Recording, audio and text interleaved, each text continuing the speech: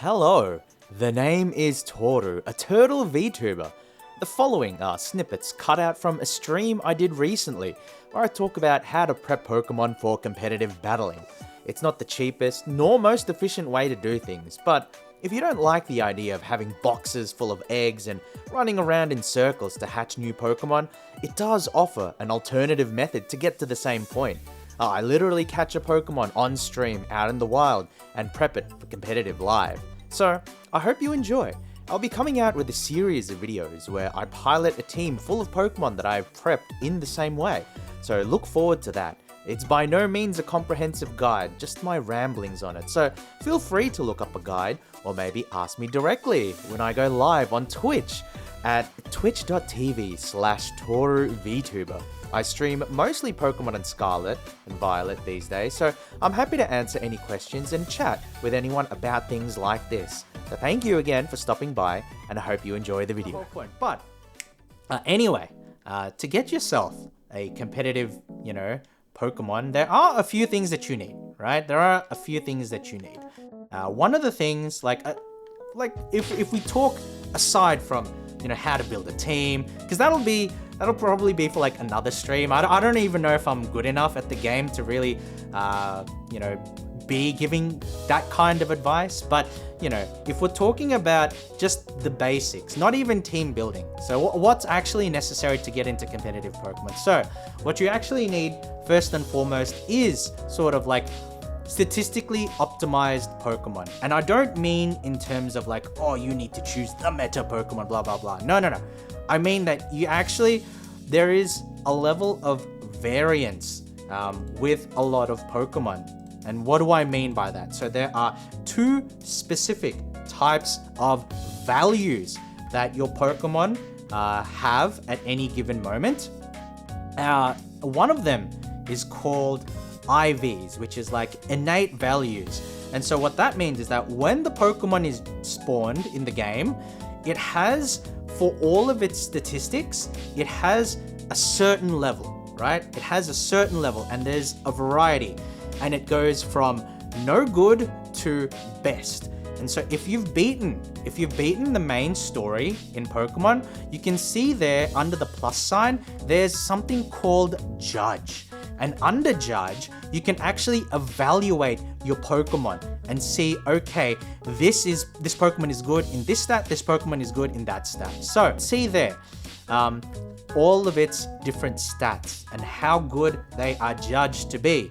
So HP is decent, attack is best, defense is best, speed is best, special defense is decent, and special attack is best. So this would qualify as something called 4IV. 5 stars are near level 75. Yes, yeah, 5 and 6 stars are level 75 when you catch them. Because if you're playing competitive, if you're going on the ladder, if you're facing people in tournaments, everybody is already going to have fully optimized Pokemon. So you want to have fully optimized Pokemon yourself. And so this is what this stream is about, is like sort of explaining the process and how I do it. There are other ways to do it, probably more efficient ways to do it. But the way that I'm doing it is something that you could pick up literally any Pokemon. You could pick up any Pokemon in the wild and then you could get it competitive ready as long as you have the resources to make it happen. This is already a good starting point. We can see that it has 4 perfect IVs and 2 imperfect IVs. And so, how do we perfect those final 2 IVs? Okay, so there is an NPC right in Montenevera. Let's see, I'll hop over to him, and this guy is called the Hyper Trainer. So you undertake something called Hyper Training next to the Obama Snow, and he's working out Hyper Training. Get it here. So if we talk to this guy, he goes, what do you say? Do you want one of your Pokemon to go through Hyper Training? And then we can say yes. All right, so which Pokemon do you want me to Hyper Train? So we're gonna make him talk to our Garganacl, right? So we're gonna say, okay, we want to Hyper Train our Garganacl because we have 2 stats, HP and special defense, that are not yet perfect. And so we can say, okay, we'll select Garganacle. And it goes, do you want to use bottle caps or gold bottle caps? So in order to make a stat perfect, you need to use bottle caps. You can use either a bottle cap or a golden bottle cap, and the difference between the two is that a bottle cap allows you to perfect one stat, and a golden bottle cap allows you to perfect all stats. But because we already have 4 perfect stats, it's kind of a waste to use a golden bottle cap, right? Because we're not getting much value out of it. You'd rather use 2 bottle caps. I don't even have a golden bottle cap, so I can't even show that. But we'll just use 2 bottle caps. And it goes, which stat do you want me to raise? Okay, so let's take note of the statistics right now, okay? Because we want to raise HP and we want to raise special defense. So our HP is at 236. Our special defense is at 163. All right, let's get to hyper training. It's complete. It's become stronger. And so now, if we take a look at Garganacle, instead of 236 HP, it's at 258, right? So it's gone up by 22 HP. That's almost 10%. And then if we take a look at special defense, it's gone up from 163 to 179. That's an increase of 16, which is almost 10% again, right? So, you know, this is like the idea behind bottle cap training, behind hyper training. It's the idea to get your Pokemon to an optimal state, you know, in terms of its innate statistical values. And so if we now, how do you get bottle caps? All right, how do you get bottle caps? How do you even start this process, Toru? One of the ways to start the process is, like I said, if you have the money, it's pay to win, baby. It's pay to win. If you got the Poké Dollars, they actually do sell you these bottle caps if you have a certain amount of progress in the game. Like if you've beaten, I think if you've beaten the Elite Four or if you've beaten the post game, then you have access to the bottle cap item. So where is the bottle cap item? If you go to the North Poké Center of Levincia, you can actually see right here, there are a couple of stores right outside. There's one store here called Delibird Presents. And this is a very important store for competitive. There's also another important store called the Chansey, or is it like Chansey Supply Store? This is also a very important store. So this is why I like the North entrance, North Poké Center of Levincia, because it has both of the stores that you actually need for, like, you know, raising up competitive Pokemon. So we go to Delibird Presents and then we go into General Goods, right? And we can see here bottle caps, 20,000. So they are pretty expensive, right? Like, imagine if you need to do, you know, like 4 stats on a Pokemon, right? 4 bottle caps. That's $80,000. That's a lot of money, right? That's a lot of money.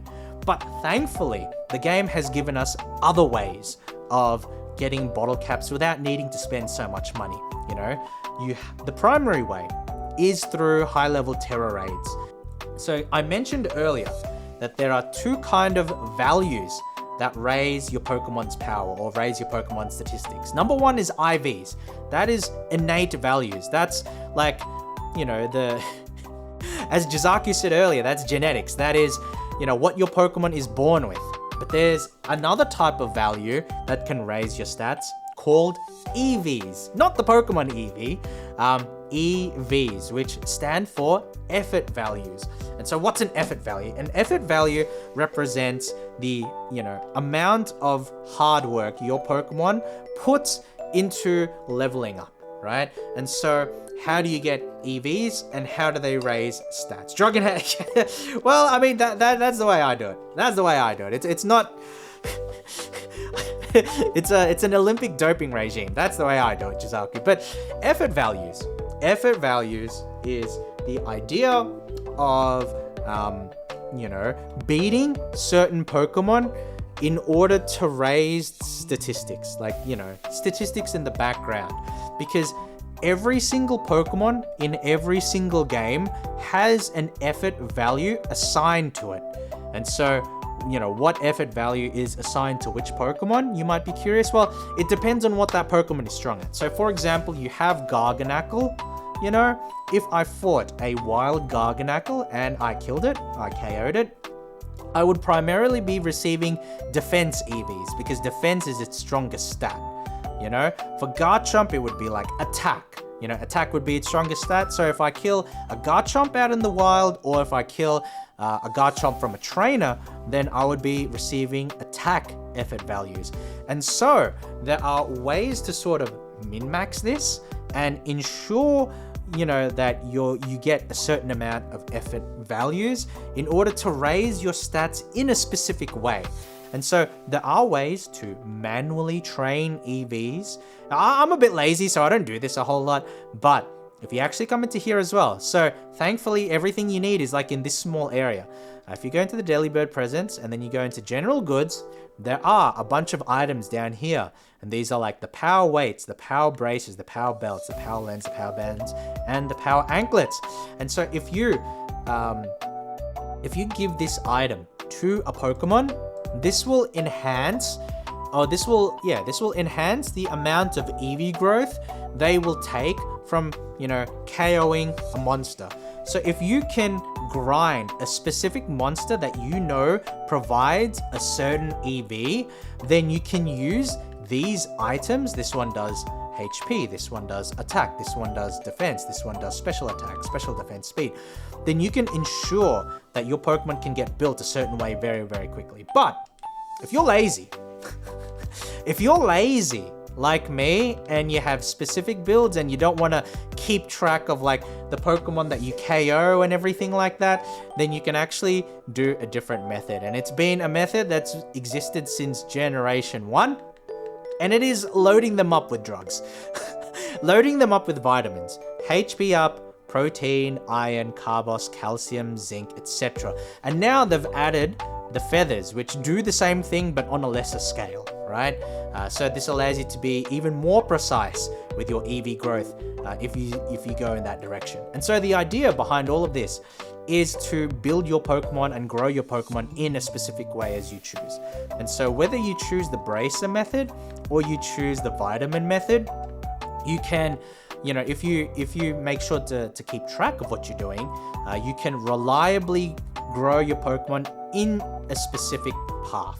And that's the idea behind EVs and IVs, because by ensuring that your Pokemon have specific statistics, then you can plan around it. You know, you can say, okay, one of my Pokemon is always going to be faster than the other. This Pokemon is always going to use physical attacks. This Pokemon is always going to use special attacks, etc., etc., etc. So by understanding the EVs and the IVs and ensuring that, you know, you've set yourself up to be optimal with them, then, you know, you're at least on level playing field with other players. Because once you go into ranked, once you go onto the ladder, everybody already understands how these mechanics work. And I know that my explanation of them aren't really great for someone trying to get into competitive battling, but this is more about the process of how to do it, right? This isn't really explaining like you know, competitive battling from ground up. This is more about like, okay, so how can you make a Pokemon competitive ready once you understand the basic ideas? You know, the overwhelming majority of Pokemon have access to all of their moves by the time that you get to level, let's say 70, 75, that kind of thing. So it's not necessary anymore to level up to 100. So if you can get your Pokemon to like level 75, that should be good enough for all the major skills, all the major moves that they need to learn. And then you can learn the rest by like TMs, or, you know, there's like egg moves and stuff like that. But I'm not going to really get into like egg moves and breeding today. You know, I don't think that's really worth getting into today. This is more about how to get, you know, a basic Pokemon that you find and that you catch in the overworld and getting it to competitive levels. So, yeah, you have your EVs and your IVs, and once those are all settled, then, you know, you can make sure that you get the right moves, right? And there are a few other things. So, another thing that's vitally important is the ability. So, what's an ability? So, an ability is like, you know, it's an ability. What more do you want me to say? What more do you want me to say? But one thing that I do want to show off. So, a Pokemon that I did show off, right? A Pokemon that I did show off is that what I wanted on my team was a Pokemon called Kilowattrel. And it just so happens that there is an infestation of Kilowattrel on the bottom left corner of the map, you know, out by the coast, nearby the sea.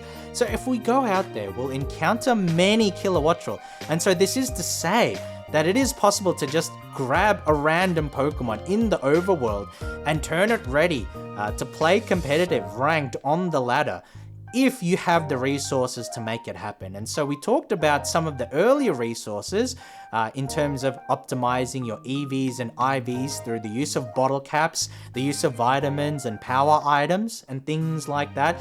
And so the next thing I want to talk about is abilities. And so we'll be going ahead and finding a Kilowattrel just out here on the coast randomly, and then I will show the process from start to finish. You know, I talked a bit about leveling and that kind of thing as well. You know, you can battle, you can use candies. You know, it's Pokemon. Everybody should know how to level up a Pokemon by now. But it's not a matter of like choosing the best Pokemon. I'm not here to like tell you how to, you know, I'm not telling you to tell you what Pokemon to use. I'm just like saying, you know, if you want to make your favorite Pokemon ready for a competitive metagame, this is how you do it. You know? What? Oh, first try. Let's go. all these other birds flying around. Perfect. Because we have bottle caps, we have a hyper trainer. And so, how do we get Kilowattrel ready for hyper training? We need to get him, number one, we need to get him to at least level 50. He's at level 41 now, so we can just shortcut the process and use XP candies. Because if you do a lot of terror raids, then you'll get showered in these candies. And so what we can do is we can just like take 24 of them so that we have like 100 left. And then it gets up to level 67, right? I'll just get rid of that. Oh, discharging, that'll be useful. Hurricane will be cool. Anyway, Kilowattrel is now level 67, so it can now be hyper trained, and now we can fix its ability as well. And we can, the next thing I'll show off is stuff to do with natures as well, because natures also tie into what I'm talking about when I say, you know, how to build Pokemon, right? Because the idea of Pokemon is really just like chess, but you build the people. Why am I doing this? This is just my freaking ADD. We'll use bottle caps because we don't have any gold bottle caps. And so what do we want to raise here? All right, what do we want to raise here? I know when I'm building this Kilowattrel, I'm going to make him a special attacker, not a physical attacker, so I don't need to raise up attack. So I can save a bottle cap by not raising the attack. So we go HP, defense, special attack, special defense, and speed. We don't need attack because he's never going to use attack, but everything else is necessary because we need to max it out.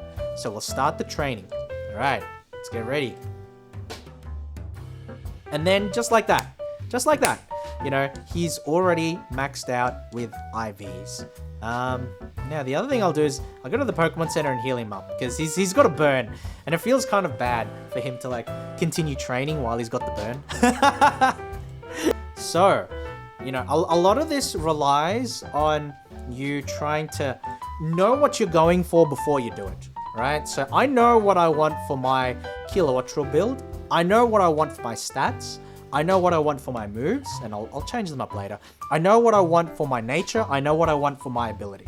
And so there's actually, I'm not sure if it's intended, but there's no sound from the game. Is there not? But because I know what moves I want here, like this process is fairly straightforward. Okay, nice. And here we go. The next step, right? Because you got your moves, you got your IVs. The next step is to make sure that you got the right ability and the right nature, right? And so what ability do I want? I already know because I've already theory crafted this out. I want the competitive ability. How do you get the hidden ability in a Pokemon if you want it? Well, there is an item that they've added to the game called... Wait, I've only got one? I thought I had two. Ah, fuck. Oh, no, that's fine. It's fine. Anyway, it's called the ability patch. And what does the ability patch do? It is a patch that can be used to change the regular ability of a Pokemon into a rarer ability. So what they mean by that is the hidden ability. So you can take the ordinary ability and change it into a hidden ability. And that's what we're going to do with our Kilowattrel. So we go here, Kilowattrel, because right now this Kilowattrel has Volt Absorb, but I want to change it to competitive. So we're going to use this ability patch. It's painful, but we're going to use the ability patch. There we go. Its ability is now competitive. Very nice. So we have a whole bunch of different natures that we obtain through raids or just, you know, generally going through the game as normal.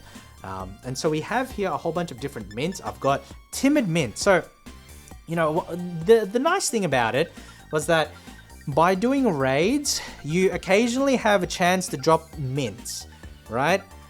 So, like, all of these mints, like, I haven't bought any mints. And these are all the mints that I've gotten, you know, over my journey just by doing raids, right?